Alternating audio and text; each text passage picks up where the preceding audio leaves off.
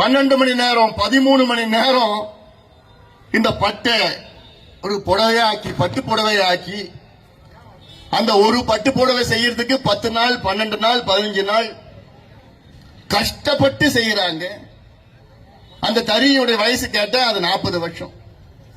இது பரம்பரையா இது என்னை பொறுத்த வரைக்கும் தொழில் ஒண்ணு. ஆனால் அதுக்கு மேலே ஒரு கலையா நம்ம பார்க்கணும். இந்த கலையை நம்ம இழக்க கூடாதியா. இந்த கலை உலகத்துல வேற எங்கேயும் கிடையாது, நம்ம ஊர்ல தான் இருக்கு. அதுவும் காஞ்சிபுரத்தில் இருக்கு இந்த கலை பட்டு. ஆனா இதை கெடுக்கின்ற வகையிலே எந்திரம் மூலமாக பட்டு புடவைகள் சைனாவிலிருந்து புடவைகள் இம்போர்ட் பண்ணி இதையெல்லாம் தடுக்க துப்பில்லாத திமுக அரசு.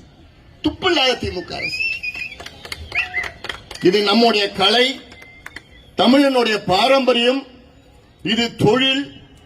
எனக்கு முன்பு பேசினார்கள்.